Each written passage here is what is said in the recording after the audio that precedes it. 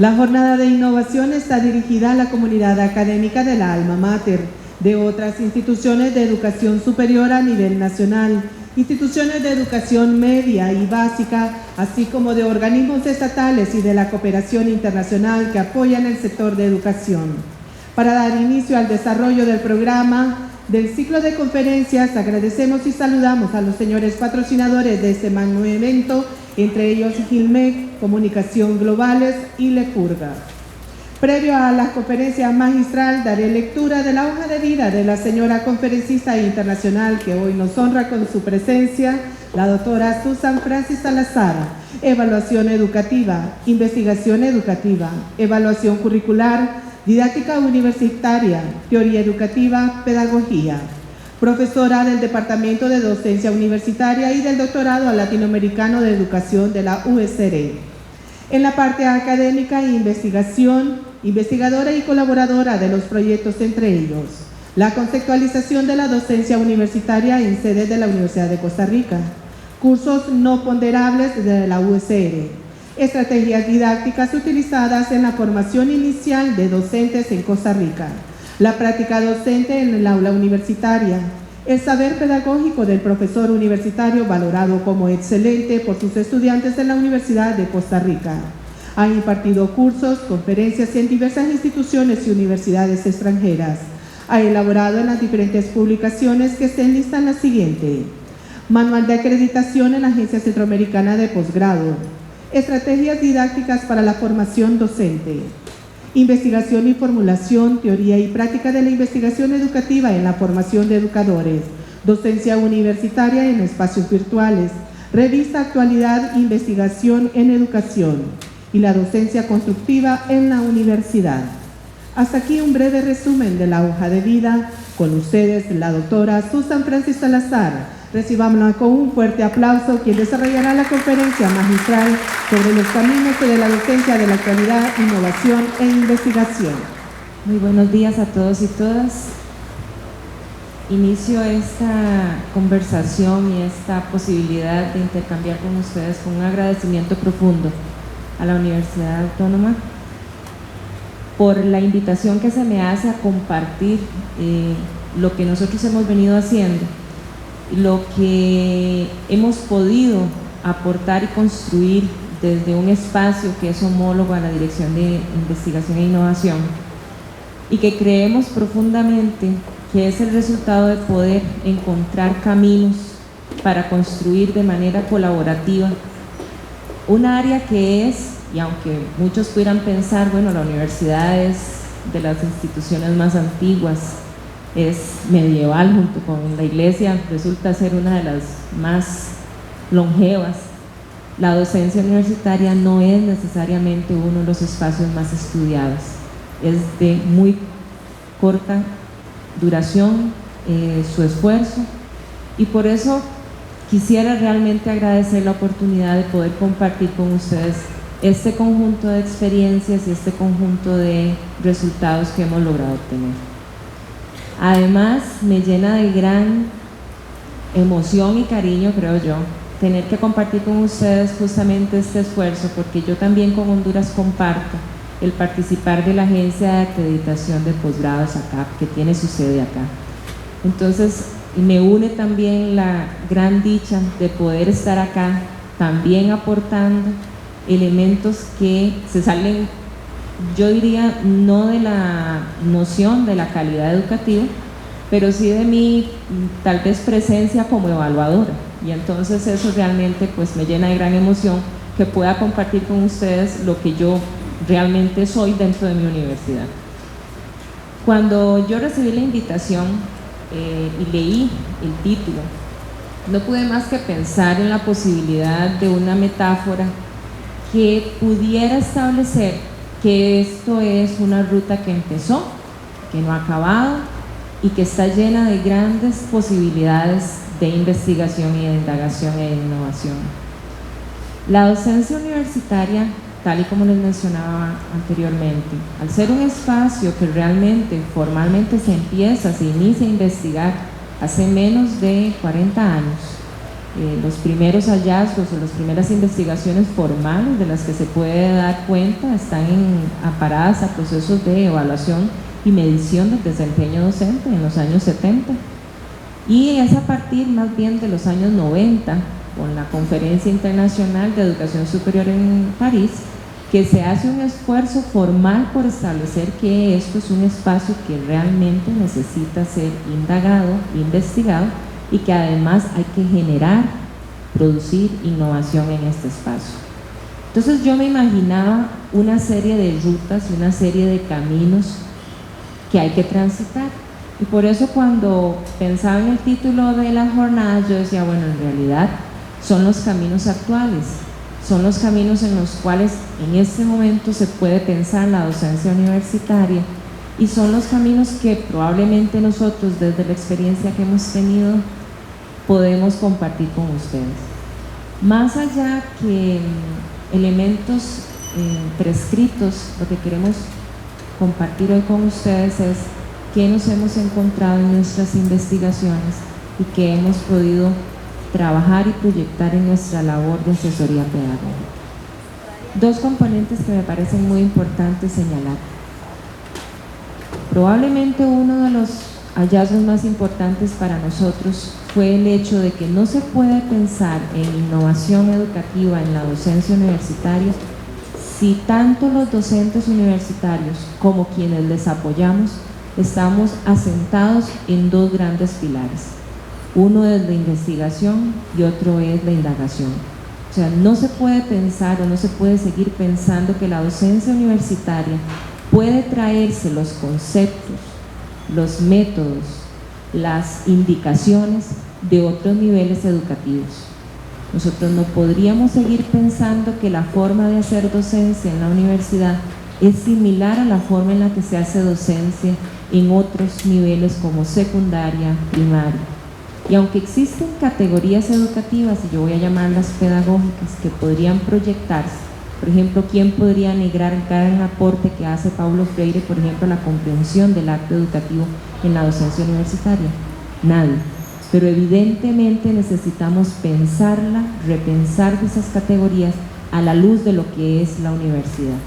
La universidad no se puede caracterizar de la misma manera que se caracteriza, por ejemplo, un centro educativo de educación secundaria. Eso implica, por lo tanto, que tanto quienes estamos desarrollando la docencia universitaria como quienes apoyamos a todos los profesores y profesoras que tienen iniciativas de innovación, tienen que trabajar procesos de investigación que pongan en contexto y que proyecten las categorías justamente a la educación universitaria. Y eso es un esfuerzo que es sustantivo y es fundamental si queremos hablar de innovación educativa en la docencia universitaria. El otro elemento que me parece importante detallar es que no podemos desligarnos del ámbito histórico. La docencia universitaria, al menos en la Universidad de Costa Rica, toma un sitio, digamos que importante, en 1973 a partir del tercer congreso. Los estudiantes de aquella época señalan que hay importantes limitaciones a la hora de ser formados ellos, porque los profesores no saben dar clases, saben mucho del tema, pero no tienen una adecuada metodología para trabajar. Pero además, dicen los estudiantes de aquella época, no importa que sean malos profesores, nada les pasa en la universidad si son malos profesores. Entonces la Universidad de Costa Rica en aquel momento crea dos instancias, una que se llama Centro de Evaluación Académica, que está situado en la Vicerrectoría de Docencia y que se encarga de todos los procesos de evaluación docente, y una instancia que se llama Centro de Docencia Universitaria, que más tarde pasa a ser Departamento de Docencia Universitaria. Ese último, que es en el que yo laboro, desarrolla al menos 4 etapas históricas que me permiten entender lo que yo hoy quiero compartir con ustedes. Una primera etapa que señala cursos de formación instrumental. Solamente eran métodos y técnicas, cómo se daban clases, y que retraían, por cierto, toda una serie de elementos que ya conocían de educación primaria y secundaria y los posicionaba en el aula universitaria. con grandes limitaciones, por cierto, porque, reitero, no es lo mismo estar en educación secundaria que estar en educación universitaria. Hay una segunda parte, después de una crítica importante que se hace a esa fase, que entra en el nivel sociológico y muy ideológico. Y entonces se empieza a pensar la docencia más desde su punto y función que tiene dentro de la sociedad. ¿Cuál es real el papel que tiene el docente universitario y la universidad en la sociedad? Ese esfuerzo hizo que muchos de los elementos que tienen que ver con el carácter pedagógico se fueran diluyendo y perdieran sensibilidad. Entonces la oferta de este departamento se empezó a ver diluida y además imposible de proyectar en las calidades de la docencia universitaria. Aparece una tercera época histórica que es anterior a la actual, donde se inicia un proceso de fundamentación pedagógica.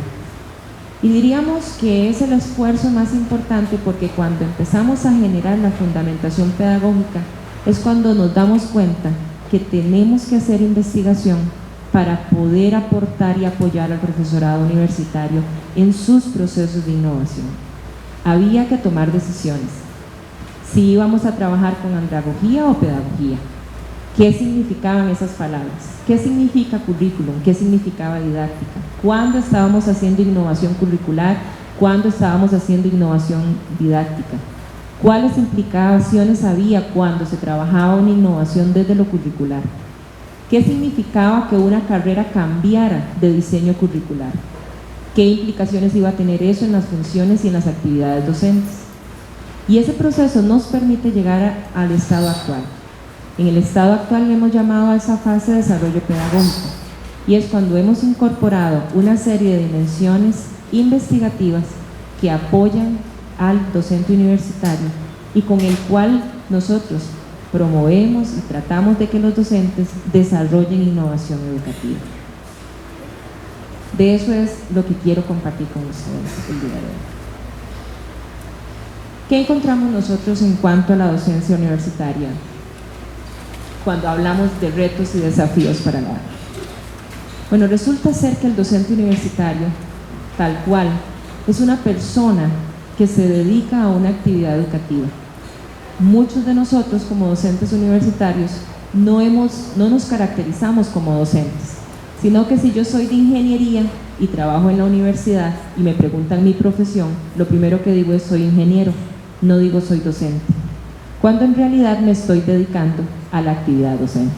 Igual puede pasar con la persona que venga de farmacia, con alguien que venga de medicina. ¿Usted qué es? Ah, yo soy especialista en microbiología. ¿Pero es docente? Sí, soy docente en la universidad. ¿Tiempo completo? Sí, tiempo completo. ¿Y trabaja en un laboratorio? No, solo hago docencia. ¿Pero usted es microbiólogo? Entonces, significa que realmente el docente universitario no ve o no se reconoce necesariamente dentro de una actividad educativa. Por eso es que nosotros empezamos a ver si había posibilidades de reconocer a la persona quién era el docente universitario. Y lo primero que nosotros nos encontramos es, bueno, el docente universitario es el que construye, sobre todo, la relación que la universidad tiene con la sociedad. En las palabras iniciales y de inauguración ustedes pudieron dar cuenta de cómo los elementos que tiene que ver la responsabilidad que en este momento asumen los académicos es muy fuerte, porque no solo estamos encargados de formar capacidades profesionales, sino también estamos encargados de poder formar capacidades de ciudadanía y de desarrollo. O sea, en nuestras manos está que las personas que conforman esta sociedad puedan llevarla a un desarrollo humano con más equidad, con más justicia y con más posibilidades de justicia social. Esa responsabilidad está en nuestras manos y esa responsabilidad se desarrolla justamente cuando estamos desarrollando nuestros cursos y cuando estamos haciendo y generando nuestras innovaciones educativas. Pero esas innovaciones educativas no solo significan, por lo tanto, que yo me convierta en una persona que desarrollo acto docente, sino también que tengo que investigar. Investigo sobre mi disciplina y sobre los desarrollos actuales de mi disciplina. Casi ninguno de nosotros investiga sobre nuestras prácticas docentes, pero sin embargo es importante caracterizar que el docente universitario desarrolla actividades también investigativas.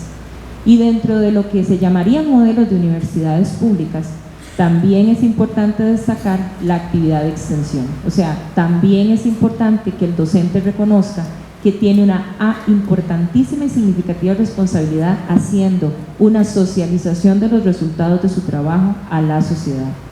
Estamos hablando, por lo tanto, que eso nos hace una persona completamente distinta a los otros niveles. O sea, estamos trabajando 3 áreas. Por eso hay personas, teóricos, que destacan que en realidad nosotros lo que nos deberíamos llamar son profesores universitarios y no docentes universitarios, porque el profesorado universitario incluye las 3 actividades académicas. Esta relación es tan fuerte de universidad-sociedad que fíjense que solo aquí en Centroamérica el 80% del desarrollo de la investigación es producido por las universidades.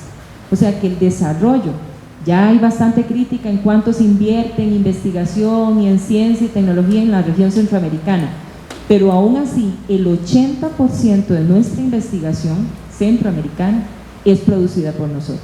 Esa relación es sustantiva y es muy fuerte. Somos nosotros quienes tenemos amplia responsabilidad en las posibilidades de desarrollar mejores caminos científicos y tecnológicos sociales para nuestra sociedad.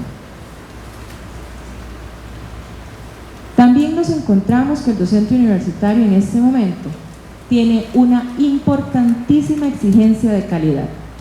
Resulta que tal vez hasta hace unos 20 años, donde todavía los discursos de acreditación tal vez no eran tan fuertes, y yo como soy parte de uno de ellos voy a tratar de cuidarme en lo que voy a decir, no vaya a ser que me reste autoridad también yo, resulta ser que la calidad no era necesariamente como la establecemos ahora. Ahorita en este momento, solo la Conferencia Mundial de Educación Superior de París enlistó más de 25 funciones para nosotros los docentes universitarios. Incluyan en toda la lista, que me imagino ustedes deben estar pasando en este momento a nivel mental, que nosotros además debemos ser asesores del ocio de los estudiantes. Hay una teórica muy importante, crítica muy fuerte, por cierto, de los organismos internacionales, Rosa Torres, que dice que uno de los problemas de esos listados es que justamente le dicen a uno todo lo que uno debe ser, pero nunca le dicen cómo llegar a hacer todo eso, ¿verdad? Un serio problema. Pero el asunto aquí es que realmente el docente universitario ahora está más que nunca interpelado porque debe ser una instancia de calidad. Y casi todas las agencias de acreditación tienen al profesorado como uno de los factores que hay que analizar y evaluar para saber si realmente la carrera es acreditada o no. Si se forma, si sabe, si tiene un buen currículum. O sea, el docente universitario es factor clave de calidad. Y eso hace que nosotros nos veamos, por lo tanto, ya no solo requeridos, sino exigidos a ser mejores todos los días y todos los cursos. En esta parte, que yo diría es muy sensible, porque tal y como les reitero, lo que dice Rosa Torres es sustantivamente fuerte, el problema es cómo llegar a ser mejores todos los días, todos los cursos, cómo llegar a ser innovación. Bueno, una de las posibilidades es la formación. Y una de las nociones más importantes que nosotros trabajamos es cómo formar. Estaríamos hablando que un docente universitario ya es una persona que tiene un título universitario, ya está formado, ya tiene un antecedente de grado profesional. No vamos a decirle que haga nuevamente una licenciatura, una maestría para venir a ser profesor universitario. ¿Qué características debería tener esa formación? ¿O qué características deberían tener los trayectos y las experiencias para que yo me pueda formar, no como docente universitario, sino como una persona que soy capaz de tomar decisiones pedagógicas para innovar en mis prácticas docentes? ¿Qué características debería tener esa formación? Aquí nosotros tuvimos una importantísima experiencia, porque inclusive, y es una invitación que les hago, ¿qué significa formar? Ustedes han recorrido la posibilidad de darse cuenta que ustedes son formadores. ¿Qué significa formar? Sobre esta palabra existen una serie de imprecisiones muy interesantes. Yo les invito a indagar, no es el tema de la conferencia, pero sí a reconocerla, porque es una palabra que tiene un sustrato muy fuerte y que trae muchas implicaciones para nosotros. Solo les comento que nosotros tomamos la postura de asumir formación como el proceso de trascendencia de la persona. O sea que cuando se forma, estamos colaborando para que esa persona supere su estado actual y llegue a un estado mejor. Eso hace que yo tenga la responsabilidad de lograr que esa persona sea mejor y no al revés. Hay algunas afirmaciones que a veces uno se queda como, es que en mi deformación, y yo decía, ¿cómo se deforma uno? ¿En qué momento la universidad deforma? Más bien es, si la universidad está formando, hay que llegar a ser mejor. Aquí nosotros tomamos 3 fuentes. Si dijimos que la formación iba a ser esa posibilidad, dijimos, tenemos que trabajar con algo que nos permita ser consistentes con la actividad del docente universitario. Y aquí es donde nos encontramos que la única posibilidad como asesores pedagógicos, pero también la única posibilidad para el docente universitario de acercarse a la innovación y hacer mejor, era a partir de la investigación. La investigación educativa, entendiendo que cada disciplina tiene formas de investigar y de construir conocimiento, y la educación tiene sus formas de construir conocimiento. ¿Qué nos encontramos acá? Bueno, básicamente el docente universitario es la consustancialidad de 3 dimensiones. Inicialmente es persona, y es persona con valores, actitudes y capacidades para poder comunicarse con otros. Esta capacidad comunicativa es una característica del profesorado excelente. Quien es un buen profesor se comunica. Quien innova logra procesos de comunicación. Y ustedes me pueden decir, bueno, eso siempre ha sucedido. En realidad no. Cuando se comunica o cuando hay comunicación es porque al menos 2 instancias están interactuando. Habrá que ver en nuestros espacios si realmente, cuando yo estoy, por ejemplo, en este momento, yo podría estarme preguntando en este momento, bueno, ¿estoy informando o estoy interactuando? ¿Qué estoy haciendo? Además es una persona con una capacidad y un manejo disciplinar distinto a otros. O sea, es capaz de establecer cuáles son los obstáculos epistemológicos que tiene una persona para aprender algo. Yo puedo ser ingeniera. Hoy estoy con los ingenieros, perdón, voy a cambiar de profesión. Yo puedo ser, por ejemplo, economista y manejar bastante bien mis teorías, pero no necesariamente manejar la estructura de esas teorías y tampoco manejar cuáles son los principales caminos que yo tengo que recorrer para aprender esas teorías.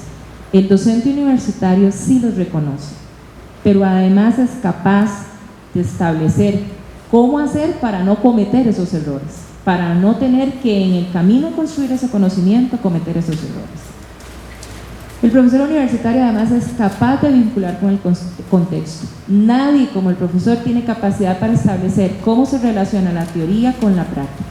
Por eso hay que prestarle atención cuando se hacen innovaciones educativas a la noción de que es que lo que quiero es vincular la teoría con la práctica, porque se supone que una característica del docente universitario, el que innova, el que es de calidad, es que tenga capacidad para hacer esos vínculos.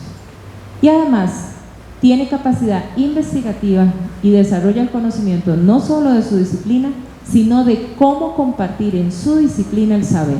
Por eso participa de congresos, por eso participa de comunidades de aprendizaje, de redes, como ahora se establecía temprano.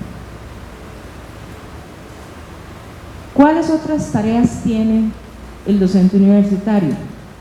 Bueno, aquí entramos entonces en la necesidad de definir, bueno, ¿será que el docente universitario, además de tener esa dimensión personal y tener esa dimensión disciplinar, tiene una dimensión pedagógica? ¿Se puede hablar de una dimensión pedagógica en el quehacer del docente universitario? Y aquí es cuando nos encontramos los principales hallazgos, diríamos nosotros, para efectos de la innovación educativa. Les digo los principales hallazgos porque resulta que es importante establecer que la docencia es una actividad educativa, pero además que para poder desarrollar innovaciones educativas tenemos que construir un saber pedagógico y tenemos que formalizar el saber pedagógico que nosotros tenemos. Cuando yo me refiero a pedagogía, y voy a hacer la aclaración porque siempre me hacen ese llamado de atención, nosotros tomamos a un teórico de la educación que se llama Joaquín García Carrasco, quien plantea que uno de los problemas a la hora de definir pedagogía es que todo el mundo define pedagogía en función de niños y todo el mundo dice el esclavo que lleva a la escuela a la pidea, cuando en realidad pedagogía lo que significaba era, o lo que quería, el sentido etimológico lo que planteaba era camino a la humanización. Correspondía la palabra pedagogía a un proyecto helénico sobre cómo hacer que sus ciudadanos fueran más humanos. Entonces, en realidad, la metáfora del camino es lo que explica la idea de la pedagogía.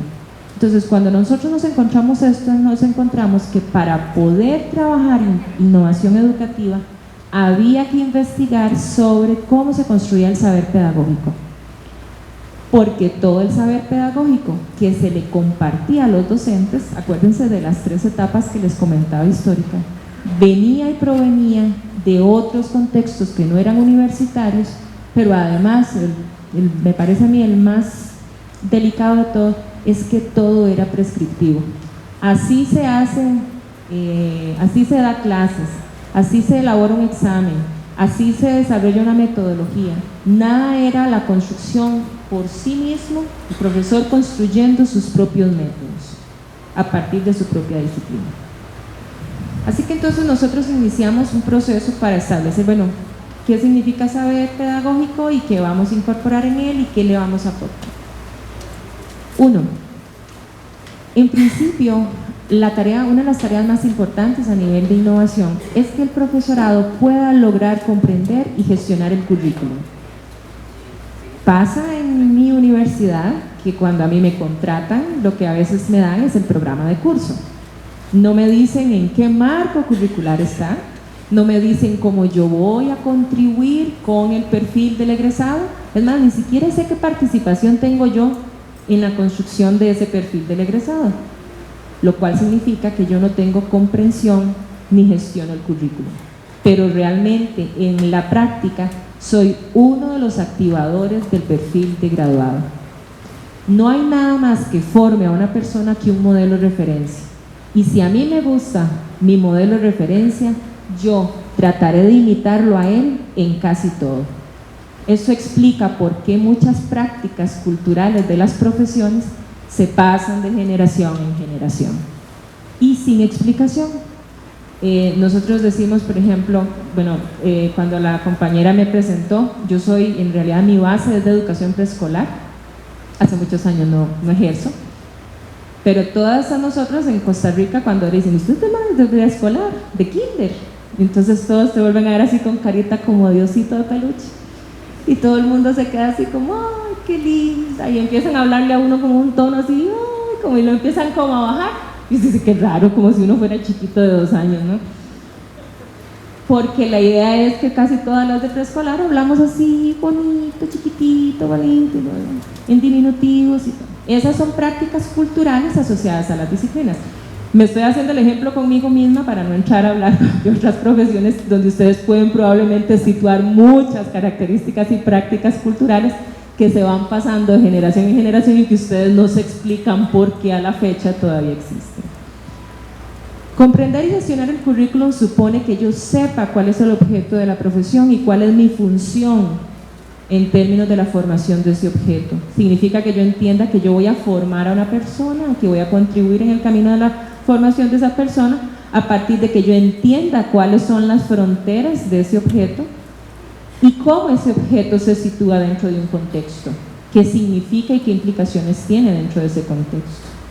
Supone que yo sepa hacer diagnósticos iniciales sobre la formación de las personas, pero además significa que yo tengo que identificar cuáles son las principales tareas, funciones y problemas a las que se va a enfrentar el profesional.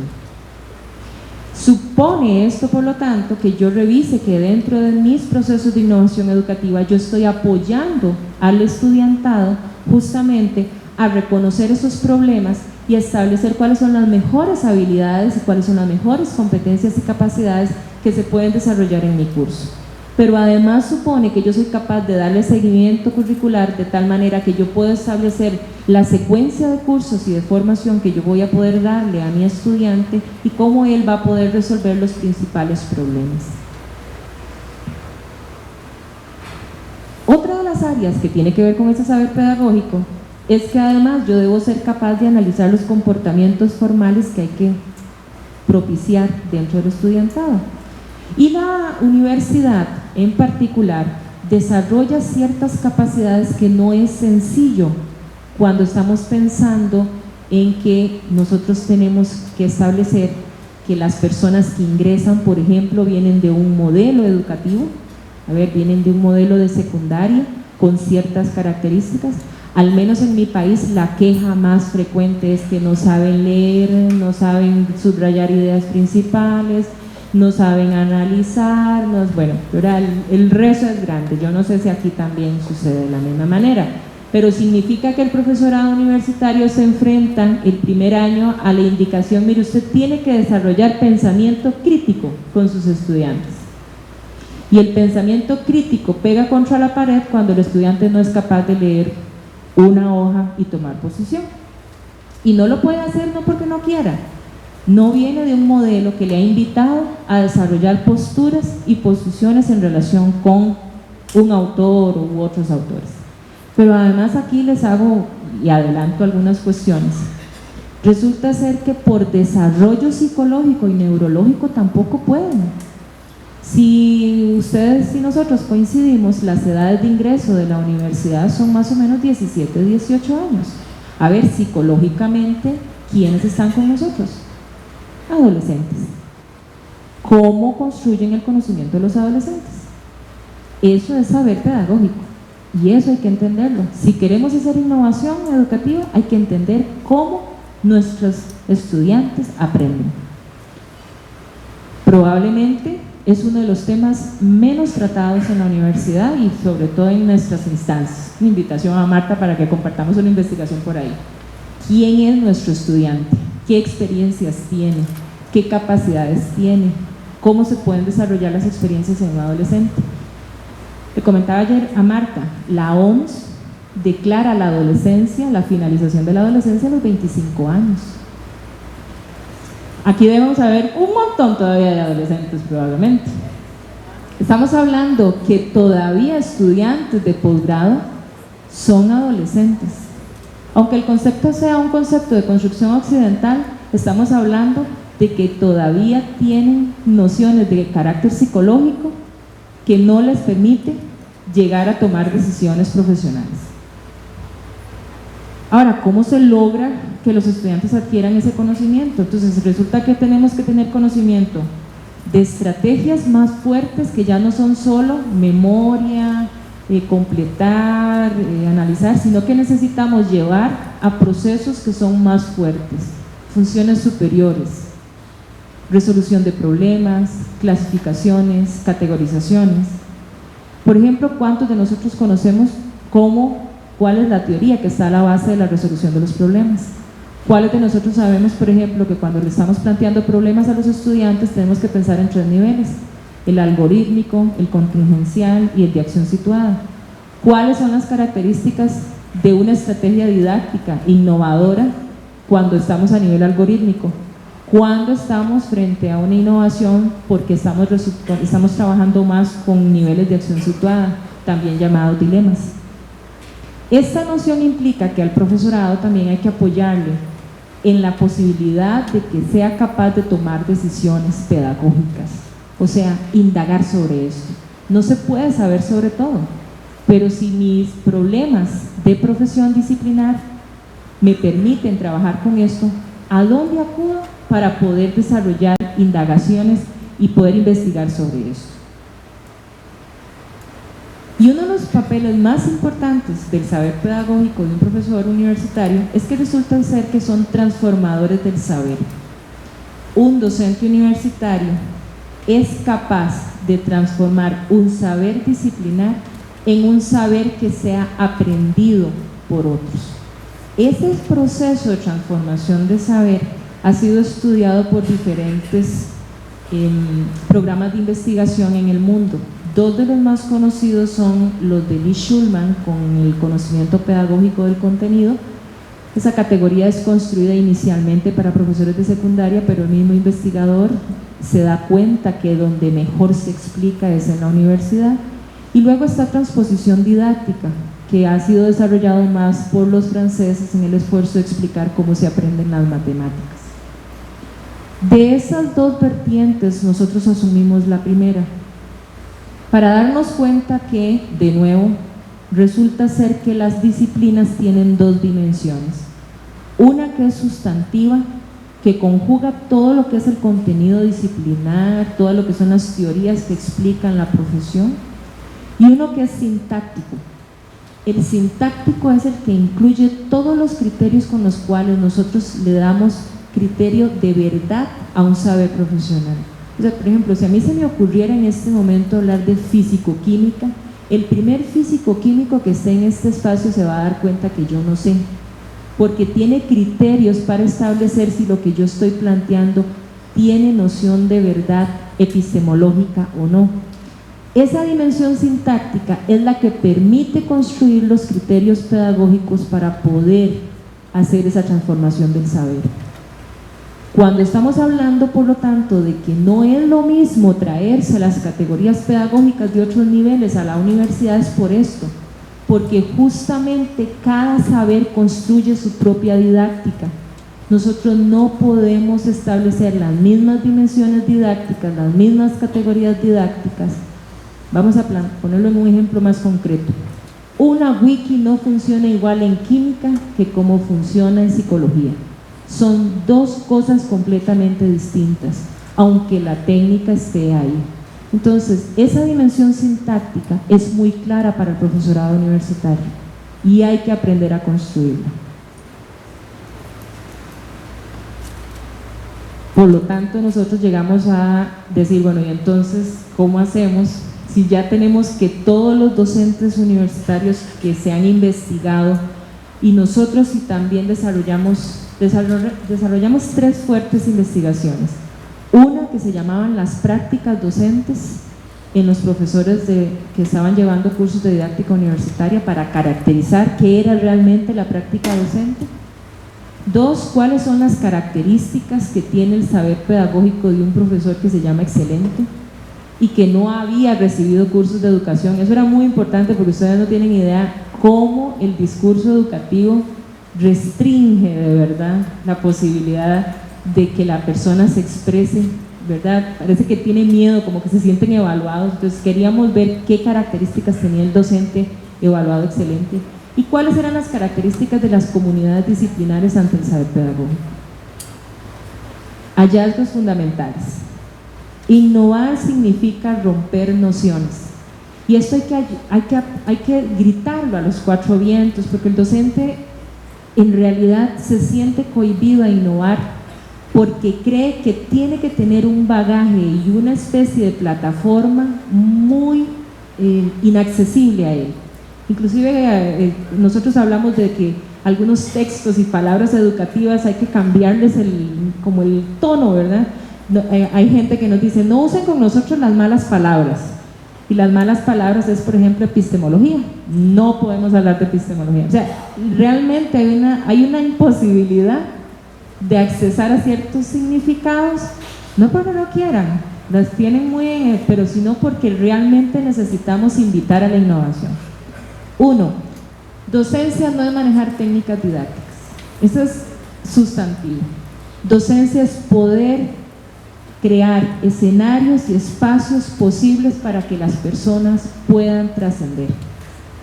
Y sobre esos escenarios, personas que no tienen formación en educación lo logran hacer a partir de comprender que sus estudiantes son personas en formación, que no están completas, que no vienen formadas todas de secundaria, sino que dan oportunidad para que puedan aprender. Tampoco hacer docencia es saberse todo sobre el tema.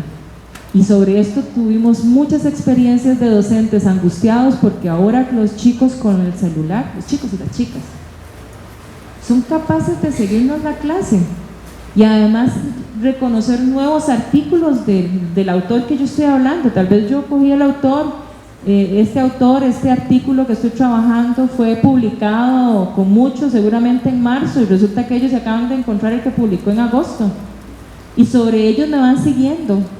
Y además entonces yo voy viendo que ya empiezan a decir cosas que yo no sé. O sea, realmente yo no puedo saberlo todo sobre el tema, pero me devuelvo a esta, pero sí manejo la estructura conceptual de la disciplina y sí manejo los criterios con los cuales se otorga criterio de verdad. Por lo tanto, mi mediación es a que el estudiantado realmente reconozca cómo se analiza aquella información que le está llegando desde diferentes fuentes donde ya no soy yo la única fuente. Tampoco es transmitir conocimientos, y aquí sí tomo un concepto de los ingenieros. Si fuese tan sencillo transmitir conocimientos, así como se transmite el calor, yo nada más tocaría, les daría una palmadita a todos mis estudiantes para que apenas los toco, se pasen. No es así, gente. Hay que construir toda una estructura que facilite que ellos construyan conocimientos.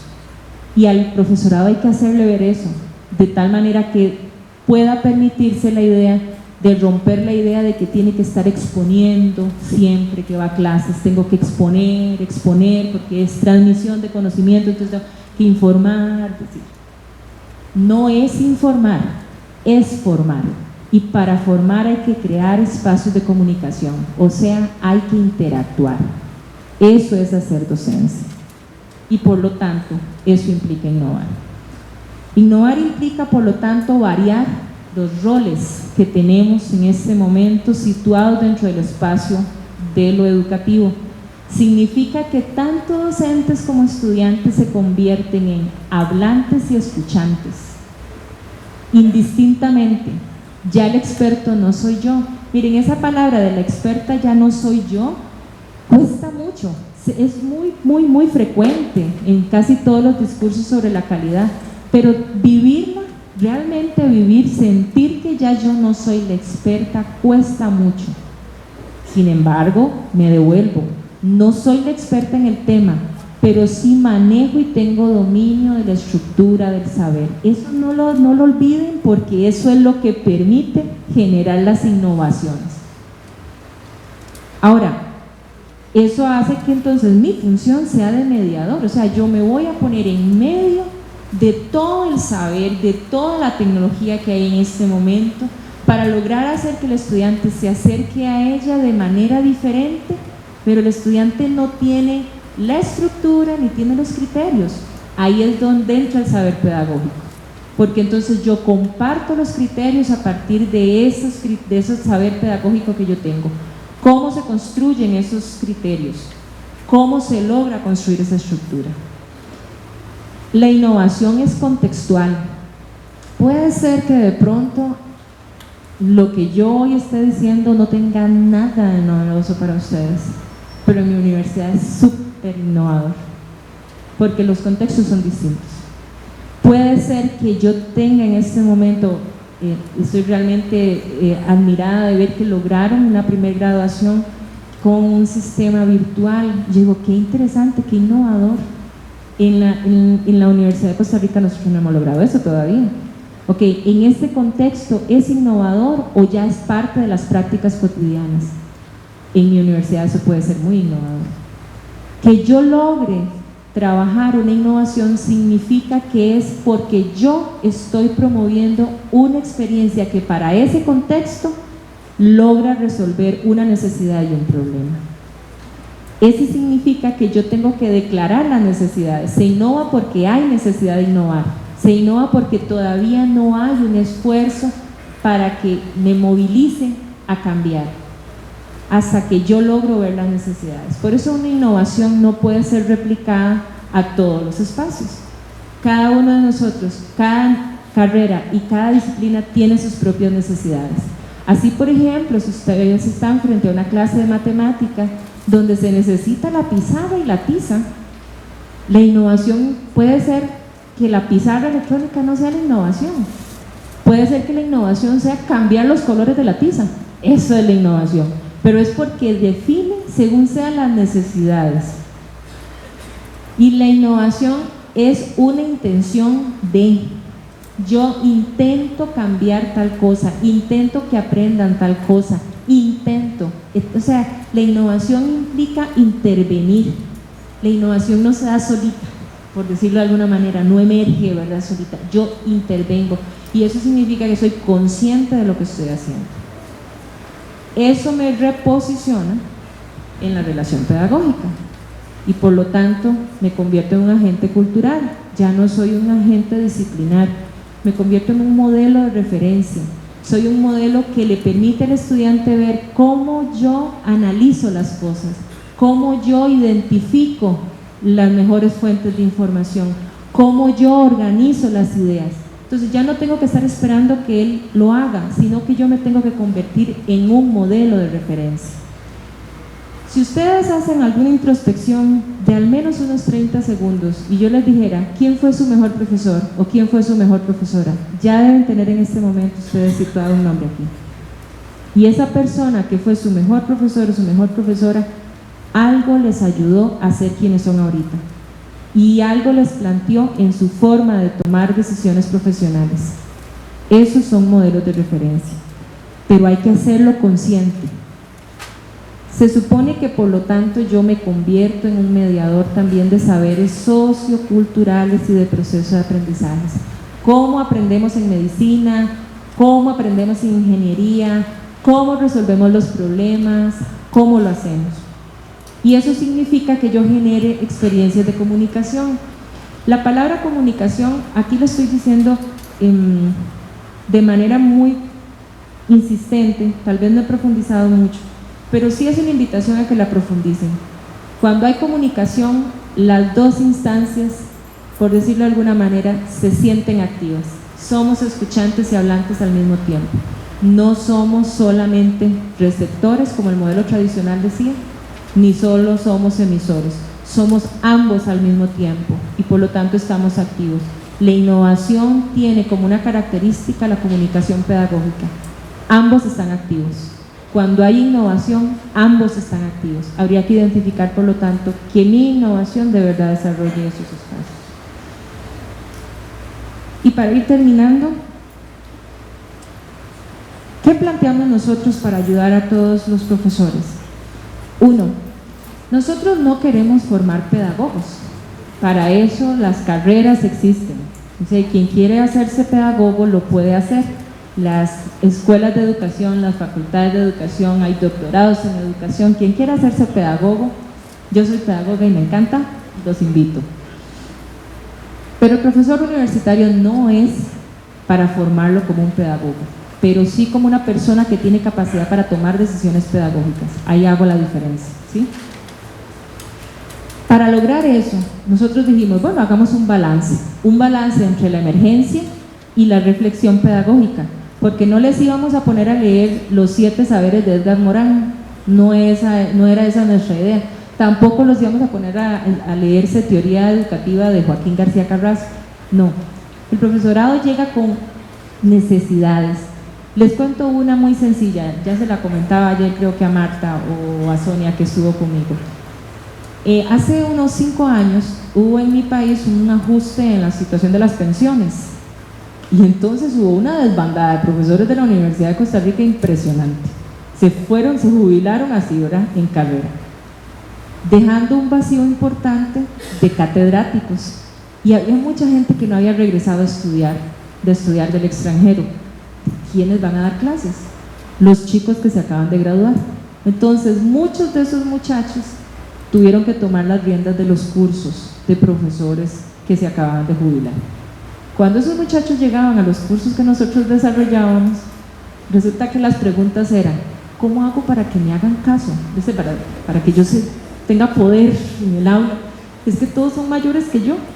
Esas eran las preguntas y usted decía, qué injusticia, decía uno, ¿verdad? Pero es una pregunta real. y le está provocando un gran problema en el aula no tener autoridad, porque no le hacían caso. O la chiquita, la otra chiquita, digo chiquita porque es que era muy jovencita, que llegaba, como estaba, era en ingeniería, entonces ella llegó, empezó a llegar mudada así con taconcitos, en agua y todo, y nadie le hacía caso porque los ingenieros no se mudan así. O el otro físico que dijo, tengo un aula repleta de mujeres y yo en mi vida le he dado clases a mujeres. Esas son las preguntas. O sea, si ustedes se dan cuenta, las preguntas son cotidianas. No son las preguntas que se hace el pedagogo, la pregunta del pedagogo que está allá, que dice, ¿cómo construye el saber? No, esa no es la pregunta. Entonces dijimos, ok, vamos a trabajar con un marco que nos permita balancear las cosas. En efecto, busquemos cómo responder a esos problemas cotidianos. Hagamos que el profesorado sea sujeto de su propia experiencia de indagación. Y aquí es donde empezamos a ver que la indagación y la investigación es la fuente para la innovación. Si queremos innovar, tenemos que convertirnos en sujetos investigadores de nuestras propias prácticas. No todo resulta, gente. Hubo gente que probó estrategias diferentes y llegaban furiosos al espacio a compartir con ellos que no sirvió. Qué bueno que no sirvió, no la vuelvas a aplicar. Vamos con otra. Porque todos los procesos de innovación e indagación suponen un estado constante de estar construyendo, de estar reconstruyendo, es recursivo, hay que ir y venir, los contextos cambian. Lecciones aprendidas, empezamos a crear campos de sistemas de significados compartidos. Eso suena muy pedagógico, pero lo que hicimos fue, bueno, a ver, vamos a crear un espacio donde todas las palabras las estamos entendiendo. Si yo estoy diciendo en este momento autopoiesis, porque suena muy linda además la palabra, ¿qué me está otorgando eso en términos de la innovación educativa? Nada, no nos entendíamos. Entonces busquemos la palabra que realmente nos permite entendernos todos. Empezamos a trabajar el análisis de los modelos docentes. ¿Con cuáles estrategias ustedes ven que sus estudiantes logran mejores aprendizajes? Y eso permitió que además se empoderaran, porque yo hago esto, muy bien, ahora revisemos esos modelos a la luz de ciertos conceptos pedagógicos, para que ustedes asuman si realmente esos elementos están bien fundamentados. Y empezamos a trabajar la idea de que los saberes disciplinarios y los saberes pedagógicos son consustanciales, no se pueden separar. Por lo tanto, yo soy de pedagogía, pero yo es muy poco lo que le puedo decir, por ejemplo, a una persona de administración de negocios sobre cómo se aprende administración de negocios. Yo puedo compartirle fuentes, le puedo apoyar dándole algunas categorías que le pueden ayudar a indagar, pero solo esa persona sabe y es posible y tiene capacidad para establecer cómo se aprende administración de negocios y cómo se aprende en un espacio innovador. Entonces empezamos a propiciar la idea que el docente es capaz de movilizar capacidades y recursos en contextos, pero que esa movilización la tiene que hacer de manera consciente, esto es, indagando sobre su propia práctica. Empezamos a establecer, bueno, ¿cuánto interactúa usted con sus estudiantes? ¿Cuándo se está dando usted cuenta que está interactuando? ¿Cuánta claridad disciplinar tiene? Cuando nosotros les pedíamos a la gente la estructura conceptual, nos traían el índice del libro que usaban. No es el índice. Es cuáles son los conceptos fundamentales que usted quiere que su curso desarrolle. Vamos a hacerlo aquí. Y solo eso, usted no tenía idea de todo lo que implicaba, porque suponía que de verdad yo volcara la estructura que yo quería que mis estudiantes lograran tener. Además trabajamos en el manejo de conceptos, identificación de obstáculos epistemológicos y la proyección de conceptos. Ahora, cuando entramos a la parte de las TICs, que es una de las dimensiones que casi siempre, por no decir que siempre está asociada a los procesos de innovación, tuvimos que trabajarla de manera diferente, porque vean que la innovación se explica porque hay un reposicionamiento de la relación pedagógica, o sea, el estudiante y el docente se convierten en entes activos. La innovación no sucede porque el recurso se metió, sino porque se genera actividad en estas dos instancias. Entonces lo que se nos ocurrió fue revisar con ellos qué pasaba cuando yo aplicaba unas tecnologías. Son dos posibles, entre varias. La tecnología sirve para hacer mayor, para potenciar algo. si yo estoy en un proceso tradicional, poco innovador, la tecnología me lo va a potenciar, o sea, me va a hacer más tradicional la relación pedagógica. Y eso nos sirvió para establecer que las TICs es una dimensión de la innovación toda vez que nos sirva para generar aprendizajes, o sea, donde realmente el estudiantado se sienta activo de su propia construcción. Esto me parece que es sustantivo, sobre todo en esta última etapa donde se está analizando mucho la noción de las tecnologías y la virtualidad. Elena Barberá dio una conferencia a finales de octubre en la Facultad de Educación en la Universidad de Costa Rica y decía con mucha certeza, porque también ellos tienen su programa de investigación, que el área que menos se ha investigado en la virtualidad es la parte pedagógica.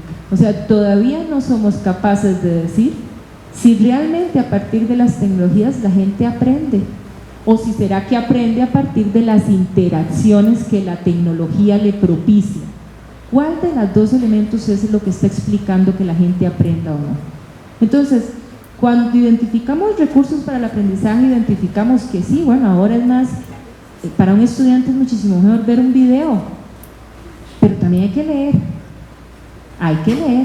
y el que pasa por la universidad tiene que leer, si no lee pierde capacidades. Ver el video nos da unas capacidades, pero perdemos otras. Entonces la identificación de recursos nos sirvió para establecer que la tecnología nos puede dar recursos importantes, pero siempre y cuando nos permitan facilitar la actividad del estudiante y el aprendizaje, porque acordémonos que la idea es trascender. Con esto, nosotros trabajamos por lo tanto 4 áreas. Investigamos e innovamos como asesores pedagógicos y propiciamos que los docentes en nuestras actividades desarrollen procesos de indagación. Aquí lo que hacemos es que el profesor identifica necesidades, establece bajo cuál modelo pedagógico quiere trabajar. Eso para nosotros es muy importante. ¿Cuál es su idea de cómo es la actividad, de cuál es la relación pedagógica que quiere? ¿Con qué enfoque formativo va a trabajar? Nosotros trabajamos mucho conceptos antropológicos, por ejemplo, trabajamos mucho con las personas, qué ocurre con los líderes alfa, cómo se agrupan los seres humanos, nos agrupamos por liderazgos alfa. ¿Qué pasa cuando ese chico que habla y habla y habla en clase y que quiere preguntar y todo, qué significa ese chico que está todo el rato así en este plan? ¿O qué pasa con el chico que pasa callado? Entonces hablamos muchos conceptos de carácter antropológico. Antropológicamente nosotros nos acercamos más a la persona que nos da, que nos alimenta. Eso es una noción antropológica. Entonces, si el docente alimenta, el estudiante se identifica más con él. Pongo la palabra alimentar entre comillas, ¿verdad? No es que van a llevar refrigerios a todas las clases, sino alimenta en el sentido que el estudiante siente que realmente está aprendiendo con aquella persona. También incorporamos muchos elementos de carácter neurológico, y regreso a la tecnología otra vez. Leer textos por más de 1 hora en un computador afecta la vista en un 13% diario. O sea, nosotros perdemos 13% de la vista por estar más de 1 hora sentados ahí. El chico que tiene déficit atencional no puede estar más de 1 hora frente a un computador. Eso hace que sus neuronas generen una serie de reacciones y que más bien lo deslocalicen y desatiendan. Genera un problema. Acuérdense que el déficit atencional es un problema de carácter neurológico, psicológico también, pero sobre todo. Pero también trabajamos el otro norte, porque eso se daría como la parte, a ver, ¿cuánto dura? Por ejemplo, yo tengo que apurarme porque ¿cuánto dura una mujer concentrada en una clase teórica? 45 minutos. O sea, ya muchas mujeres aquí están en otra cosa, ya no están conmigo. ¿Cuánto dura un hombre? 1 hora, muchachas. 1 hora, para que vean. Ahora, ¿qué pasa? No, pero no nos sintamos mal. Ahora, ¿qué pasa si el contenido de aquella conferencia es teórico-práctico? Las mujeres aumentamos nuestra concentración al doble. Los hombres se mantienen en 1 hora. Esos estudios los pueden trabajar, hay una revista de neurociencias que está tirando todos los elementos que tienen que ver con atención. ¿Qué pasa cuando tenemos grupos de solo hombres? ¿Qué pasa cuando tenemos grupos de solo mujeres? ¿Cuál es el mejor equipo? El de complementariedad de géneros. Porque las mujeres neurológicamente y antropológicamente podemos hacer unas cosas, por ejemplo, encontrar un corta uñas en un bolso, y los hombres pueden hacer otras cosas, como por ejemplo no encontrar la leche en la refrigeradora. Suena simpático, pero eso es lo que explica lo que ocurre en las clases. También trabajamos muchísimo, por lo tanto, el proceso humano comunicativo y el de modelaje. Vean, el de modelaje es clave. Los chicos aprenden a analizar, aprenden a resolver problemas, aprenden a criticar a partir del modelo que tienen al frente. Si el profesor es ese modelo, ustedes aseguran esas posibilidades. Y a las tecnologías les damos un sitio fundamental, porque ya no se puede pensar el aprendizaje y los espacios educativos sin tecnologías. O sea, esto no es una cuestión de que innovo porque ingreso a la tecnología, no, es que la tecnología está dentro del espacio educativo. La gente que es de biología acá, que no tengo el dato, sabrá y compartirá conmigo. Estas personas de biología reciben por día 3 nuevos artículos de investigación.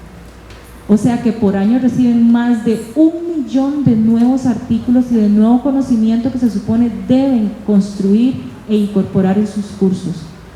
¿Cómo se hace eso? En ciencias sociales todavía es menos complicado, pero en ciencias básicas el conocimiento y la reversión del conocimiento es muy fuerte. Las tecnologías tienen que estar con nosotros para apoyar todo este proceso.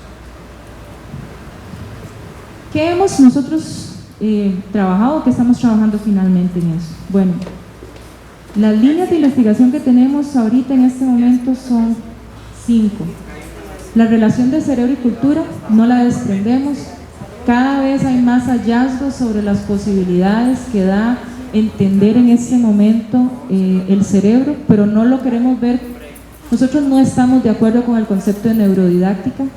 Creemos que el cerebro no se explica por sí y el ser humano no se explica solamente desde la parte biológica, sino que es el entramado entre lo biológico y lo cultural. Tanto lo cultural está explicado por lo biológico como lo biológico se puede explicar desde lo cultural. Como les decía, planteamos los elementos antropológicos para comprender las construcciones culturales. Esto ayuda mucho a los docentes a hacer sus investigaciones y sus estrategias. Y trabajamos un punto que es sustantivo. Miren, en este momento la inequidad que hay es el resultado de nuestros procesos culturales, entre ellos la educación. Para lograr innovación educativa y para lograr que la relación pedagógica estemos ambos activos, significa que todos tenemos que estar incluidos, todos y todas, tengamos o no tengamos, seamos o no seamos de ciertas prácticas culturales. Para poder lograr innovación educativa, todos tenemos que estar activos. En las tecnologías de información y comunicación hemos desarrollado junto con la Vicerrectoría de Docencia un proyecto que se llama Docencia Multiversa. Este proceso significa montaje de cursos en línea que estén fundamentados en 3 conceptos. Aprendizaje colaborativo, y eso significa romper la idea de que las comunicaciones que se dan dentro del espacio virtual sean de una persona. O sea, tienen que construirse equipos para poder generar resultados. Trabajamos además el concepto de flexibilización. No podemos seguir pensando la dinámica educativa como se pensaba, voy a decir, hasta ayer. O sea, tenemos que pensar en una dinámica educativa distinta. Si estamos ambos activos, ambos identificamos fuentes, ambos identificamos saberes, ambos podemos construir conocimiento, y las relaciones pedagógicas, por lo tanto, ya no son yo la experta y usted el que aprende, sino intercambiamos los roles. El trabajo en equipo, ya ahora doña Rutilia lo decía, las redes es sustantivo en este momento. No hay un trabajo que se caracterice como más individual como el de docencia universitaria. Gente, tenemos que hablarnos. Cuando vamos a un restaurante, cuando vamos a la cafetería, cuando vamos a reunión, hablemos de temas pedagógicos. Conversemos, que entre nosotros está la innovación. La innovación no está en los libros y yo me voy a poner una soga al cuello, no está en los pedagogos. Podemos dar algunos insumos, podemos identificar tal vez más rápidamente algunas fuentes, pero la innovación la tienen ustedes. Son ustedes los que pueden identificar las necesidades, son ustedes los que pueden recrear cuáles son esas relaciones. Por eso creemos que el profesorado, cuando trabaja procesos de indagación e investigación y se junta en comunidades, es cuando produce sus reales innovaciones. Y nosotros hemos pedido a cada uno de los profesores que participa con nosotros que sistematice su experiencia, porque resulta ser que tenemos una actitud aristocrática terrible. Lo hacemos pero no lo escribimos. Nos vamos y no se lo comentamos a nadie, no lo compartimos a nadie. Por lo tanto, nosotros le pedimos a los docentes cuando terminan nuestros cursos que generen un artículo publicable, no publicado, publicable, que tenga capacidad de ser llevado a diferentes instancias. Yo le voy a pedir ayuda porque necesito conectarme. Quiero presentarles solamente, ya para terminar, el sitio web donde están esas innovaciones que los profesores hacen, con la idea de que podamos ver en concreto lo que les he expuesto el día de hoy. Esta es la unidad en la que les he conversado, hemos trabajado todo. Están todos invitados, por supuesto, a incluir a ella, pero lo que me quiero referir más es sobre cómo nosotros logramos ahora sistematizar las experiencias. Tenemos sobre todo dos espacios donde nosotros hemos trabajado eso.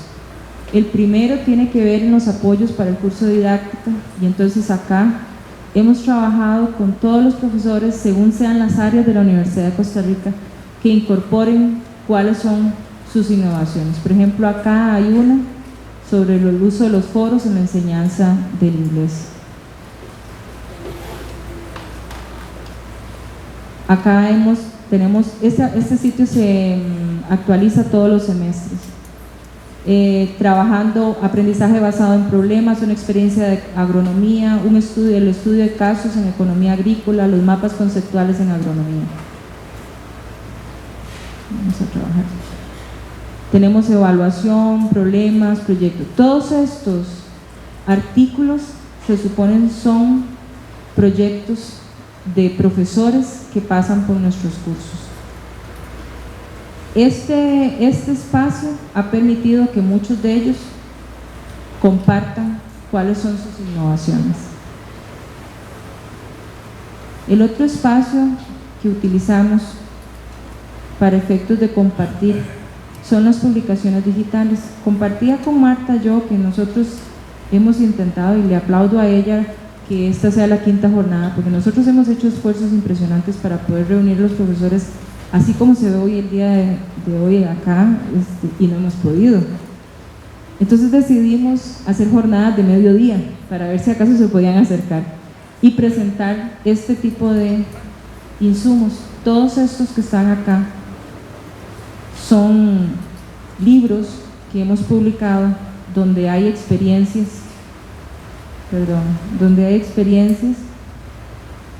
de docentes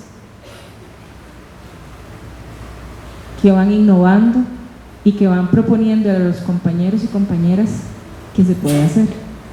Todos estos son resultados de haber trabajado con ellos el modelo entre la emergencia y la reflexión, o sea, de poder construir con ellos la innovación. Yo llego hasta acá, sin antes no reiterar mi agradecimiento por la atención y por las posibilidades que tengamos de seguir conversando sobre este tema. Muchas gracias.